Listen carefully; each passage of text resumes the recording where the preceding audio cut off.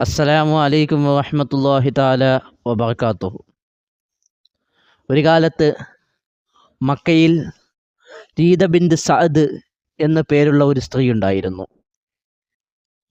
ആ സ്ത്രീയുടെ വിനോദം അവർ നൂൽ നൂക്കലായിരുന്നു. അവർ നല്ല ശക്തിയിലും നല്ല ബലത്തിലും അവർ നൂൽ നൂക്കുമായിരുന്നു. ഇവരിങ്ങനെ നൂല് നൂറ്റിട്ട് അവസാനം വൈകുന്നേര സമയമാകുമ്പോൾ ഇവർ ഈ നൂറ്റ നൂലുകൾ മുഴുവൻ ഇവരഴിച്ചു മാറ്റും. എന്ന് പറഞ്ഞാൽ ഇവർ ചെയ്ത പണിയെ അവസാനം ഇവർ തന്നെ ഉടച്ചു കളയുന്ന ഒരവസ്ഥ. വിശുദ്ധമാക്കപ്പെട്ട ഖുർആൻ ആ സ്ത്രീയെക്കുറിച്ച് പറഞ്ഞത് മുഅ്മിനീങ്ങളായ മനുഷ്യർ ആ സ്ത്രീയെപ്പോലെ ആകരുത് എന്നാണ്. ഇതിപ്പോൾ ഞാൻ പറയാനുള്ള കാരണം, വിശുദ്ധമാക്കപ്പെട്ട റമദാൻ മാസം നമ്മളിൽ നിന്ന് വിട പറഞ്ഞു.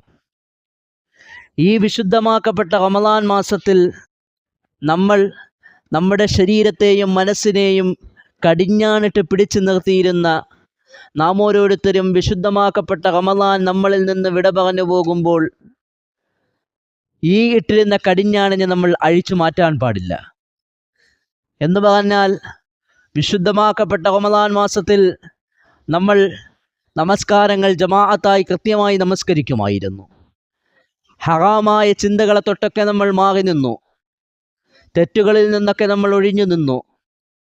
ഹറാമായ സംസാരങ്ങൾ, ഏഷണി പരദൂഷണങ്ങൾ പോലുള്ള സംസാരങ്ങളിൽ നിന്നൊക്കെ ഒഴിഞ്ഞു നിന്ന നാം വിശുദ്ധമാക്കപ്പെട്ട റമദാൻ നമ്മളിൽ നിന്ന് വിട പറഞ്ഞ ഉടനെ ഇതിലേക്കൊക്കെ കടക്കാതിരിക്കണം എന്നാണ് ഈ ചരിത്രത്തിലൂടെ ഞാൻ നിങ്ങളെ ഓർമ്മിപ്പിക്കുന്നത്. അള്ളാഹു അതിനുള്ള ഭാഗ്യം നൽകി നാം ഏവരെയും അനുഗ്രഹിക്കുമാറാകട്ടെ.